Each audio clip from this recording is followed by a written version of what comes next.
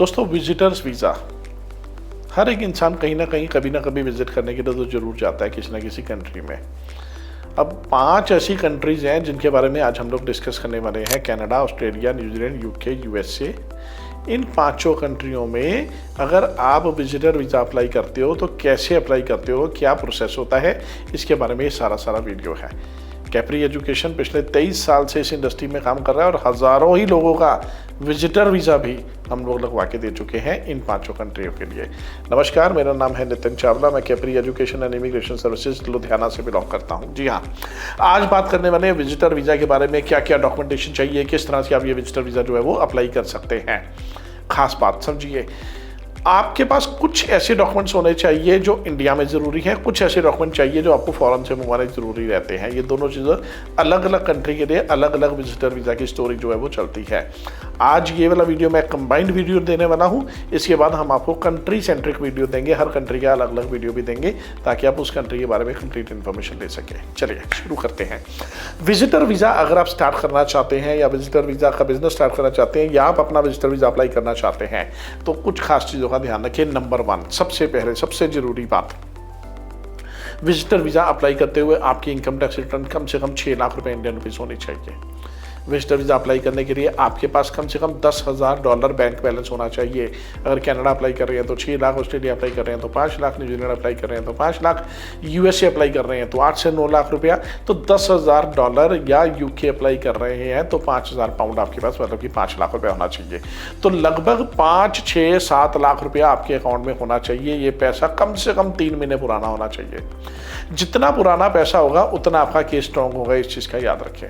Income tax return आपको कम से कम 2 साल की लगानी है और दोनों सालों में 6 लाख से कम आपकी इनकम नहीं होनी चाहिए। तीसरी बात, बिजनेस प्रूफ आपके पास होना जरूरी है या जॉब प्रूफ होना जरूरी है। अगर आप बिजनेस करते हैं तो जीएसटी नंबर आपका जरूरी है, करंट अकाउंट जरूरी है, बैलेंस शीट जरूरी है।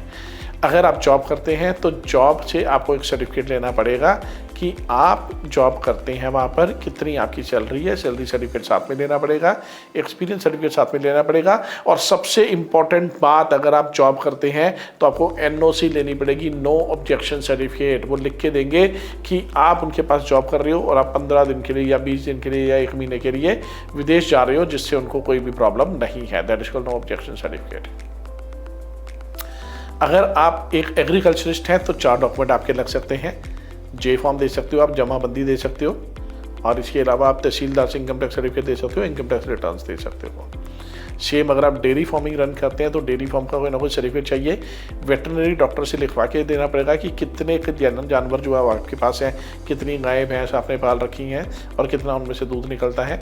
इसी तरह से जो आपकी सेल रिसीट्स होती हैं, जिस हलवाई को या जिन घरों पे आप दूध बेचते हैं उसकी सेल रिसीट चाहिए होती है, चाहे वही टैक्सेबल इनकम नहीं है लेकिन फिर भी लगानी जरूरी है।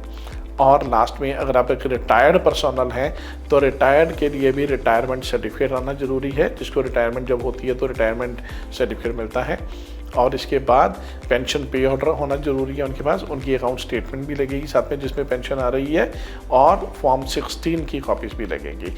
तो चाहे आप जॉब करते हैं, बिजनेस करते हैं, आप रिटायर्ड हैं, आपका कोई भी एग्रीकल्चर है, डेयरी फार्मिंग है, या आप प्रोफेशनल हैं, चाहे आप डॉक्टर हैं, आपको अपने बिजनेस या जॉब या प्रोफेशन के प्रूफ्स लगाने ज़रूरी हैं। इनकम टैक्स रिटर्न कम से कम 6 लाख रुपया सालाना की ज़रूरी है। इसी तरह से तीसरी चीज़ जो बैंक बैलेंस आपको बताई वो भी ज़रूरी है। इसके अलावा आपको बताना चाहिए कि आपका कभी कोई वीज़ा रिफ्यूज़ हुआ है या नहीं हुआ। हम फैमिली हिस्ट्री पूरी लेते हैं आपकी, जैसे आपके घर पे कौन कौन है, मॉम, डैड, दादा दादी, नाना नानी, ब्रदर सिस्टर, जो भी है, सबके नेम, डेट ऑफ बर्थ। अगर कोई विदेश में रहता है तो उसकी डिटेल भी देनी ज़रूरी रहती है। अब इसके बाद खास चीज़ों का ध्यान रखिए, अलग अलग कंट्री से हमें अलग अलग डॉक्यूमेंट्स की ज़रूरत पड़ती है। अगर आप कनाडा जाना चाहते हैं तो कनाडा से भी आपको कम से कम 3 डॉक्यूमेंट की ज़रूरत पड़ेगी।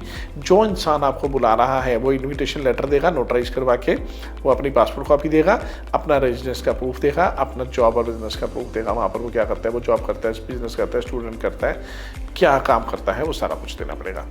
सेम ऑस्ट्रेलिया के लिए, सेम यूके के लिए, सेम न्यूजीलैंड के लिए। और अगर आप यूएसए में वीज़ा अप्लाई करना चाहते हैं तो वो थोड़ा सा लिटिल डिफरेंट है, इसी वीडियो में बता देता हूँ। यूएसए का एक अलग से वीडियो भी हम लोग बना रहे हैं।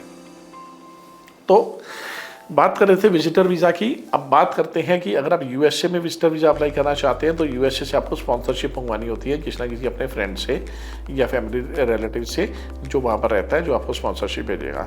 उस स्पॉन्सरशिप के बेस पे आप अपना वीज़ा जो है वो अप्लाई कर सकते हैं। स्पॉन्सरशिप एक 4 पेज का डॉक्यूमेंट्स होता है जिसके बीच में वो सारा कुछ दिया होता है कि उनकी कितनी इनकम है, वो क्या काम करते हैं, कहाँ रहते हैं, कितनी उनके पास प्रॉपर्टी है और किस पर्पज़ के लिए वो आपको बुला रहे हैं। तो इसके बेस पे वीज़ा लगता है। लेकिन यूएसए एक अकेली कंट्री ऐसी है जिसमें आपको इंटरव्यू देनी पड़ती है तो आपको वीज़ा मिलता है, नहीं तो आपको डायरेक्टली वीज़ा बिना इंटरव्यू के नहीं मिलता है। वो हम यूएस के वीज़ा इंटरव्यू वाले जो हमारा वीडियो इसके बाद आ रहा है उसमें बात करेंगे। अब वीज़ा ड्यूरेशन की बात कर लेते हैं जी। यूएसए आपको 10 साल का वीज़ा देता है irrespective of validity of your passport. चाहे आपका पासपोर्ट 2 साल के लिए वैलिड है या 3 साल के लिए वैलिड है, आपको वीज़ा जो है वो 10 साल का ही मिलता है। कनाडा की बात करें तो आपको 10 साल तक का वीज़ा मिलता है जब तक आपका पासपोर्ट वैलिड है। अगर आपका पासपोर्ट 2 साल के लिए वैलिड है, 3 साल के लिए वैलिड है तो उतनी ड्यूरेशन का ही वीज़ा देगा। यूके आपको 6 महीने का वीज़ा देता है फर्स्ट टाइम पे। ऑस्ट्रेलिया में आपको 3 महीने, 6 महीने, 1 साल, 3 साल, 5 साल या 7 साल तक का वीज़ा भी मिल सकता है। डिपेंड करता है कि आपका प्रोफाइल कैसा है। अगर आपका प्रोफाइल बहुत स्ट्रॉन्ग है तो आपको वीज़ा उतनी लंबी ड्यूरेशन का मिलेगा। न्यूजीलैंड में भी आपको 3 महीने, 6 महीने या 1 साल तक का वीज़ा जो है वो मिलता है। ये सारे वीज़ास अलग अलग होते हैं, अलग अलग पर्पज़ के लिए मिलते हैं। इन सब में बात एक ही है कि आप विजिट के लिए जा रहे हो या टूरिज़्म पर्पज़ के लिए जा रहे हो। तो वीज़ा अप्लाई करते हुए इन सब बातों का ध्यान रखिए कि आपको कोई भी कम्युनिकेबल डिसीज़ नहीं होनी चाहिए। आप इन चीज़ों का ध्यान रखिए कि क्या आपका वीज़ा कितनी देर के लिए वैलिड है। आपको सही समय पर वहाँ पर वापस आना ज़रूरी है। किसी भी कंट्री में आप 6 महीने से ज़्यादा स्टे जो है वो नहीं कर सकते हैं अगर आप विजिटर वीज़ा के लिए गए हैं। एक सेट ऑफ ड्यूरेशन आपको अलाउ करी जाती है कि आपको इतनी देर में एक बार आपको वापस आना ही आना है। अगर आप ओवर स्टे नहीं करते हैं तो आपके दूसरी बार जाने के चांसेस भी बढ़ जाते हैं। अब बात करते हैं कि इसके अलावा कौन सी डॉक्यूमेंटेशन या कौन सी चीज़ों की ज़रूरत पड़ सकती है। यूएसए की बात करें तो यूएसए में आपके सोशल अकाउंट भी चेक किए जाते हैं। फेसबुक, इंस्टाग्राम, यूट्यूब, लिंक्डइन, आपको सारे अपनी जो चीज़ें हैं, जो भी आपके चैनल्स हैं, सारे शेयर करने पड़ते हैं एम्बेसी के साथ कि आप क्या काम करते हैं, क्या क्या नहीं करते हैं। आपके कोई पॉलिटिकल लिंक्स तो नहीं है ज़्यादा, या आप ज़्यादा पॉलिटिशियन तो नहीं है, या एंटी सोशल या कुछ ऐसी चीज़ें आप तो नहीं डालते हैं अपने फेसबुक या इंस्टाग्राम के ऊपर। तो ये चीज़ें भी क्रॉस चेक की जाती हैं। इन चीज़ों का खास ध्यान रखा जाए। यूएसए, कनाडा, ऑस्ट्रेलिया, न्यूजीलैंड या यूके में वीज़ा अप्लाई करते हुए इन सब चीज़ों का ध्यान रखना ज़रूरी है कि आपके पास एक प्रॉपर्टी भी होनी ज़रूरी है और इन सब डॉक्यूमेंट के साथ आपको सीए नेटवर्क सर्टिफिकेट लगाना भी ज़रूरी है। तो जैसे शुरू में हम लोग डॉक्यूमेंट्स की बात कर रहे थे तो समझिए, इनकम टैक्स रिटर्न ले लिया आपने, बैंक बैलेंस सर्टिफिकेट ले लिया आपने। अब ये सारी चीज़ें आप लेके सीए के पास जाओगे। सीए ने आपकी प्रॉपर्टी मेंशन कर देनी है, आपका कैश इन हैंड मेंशन कर देना है, लिक्विड फंड्स मेंशन कर देने हैं। सीए नेटवर्क सर्टिफिकेट की वैल्यू बहुत ज़्यादा है एम्बेसी में, तो सीए नेटवर्क सर्टिफिकेट के साथ ये सारे डॉक्यूमेंट लगा के फाइल आपकी पंच की जाएगी एम्बेसी में, जिसके बाद आपको 15 से 20 दिन में वीज़ा आ जाता है। याद रहे, यूएसए के लिए ऐसी कंट्री है जिसमें आपकी इंटरव्यू आती है, बाकी कंट्रीज में आपकी इंटरव्यू नहीं आती है, बट एम्बेसी को पूरा राइट है, वो आपकी इंटरव्यू ले सकते हैं। अगर आप विजिटर वीज़ा अप्लाई करना चाहते हैं तो स्क्रीन के ऊपर नंबर आ रहा है 9876585858। मेरा नाम है नितिन चावला और मैं लुधियाना के pre education and immigration services में काम करता हूं। लुधियाना में हमारा ऑफिस पासपोर्ट ऑफिस के बिल्कुल सामने है। पिछले 23 साल से हम लोग हज़ारों ही लोगों को इन सब देशों का जो वीज़ा लगवा के दे चुके हैं। अगर आप एक अच्छे से फाइल लगाना चाहते हैं, ट्रांसपेरेंट फाइल लगाना चाहते हैं, जो सारी फाइल बना के आपको पहले चेक करवाई जाती है, तो इस तरह से फाइल लगाना चाहते हैं तो हमारी टीम से संपर्क करें। और बहुत बहुत धन्यवाद आप लोगों का पूरा वीडियो देखने के लिए। Thank you very much. God bless you all.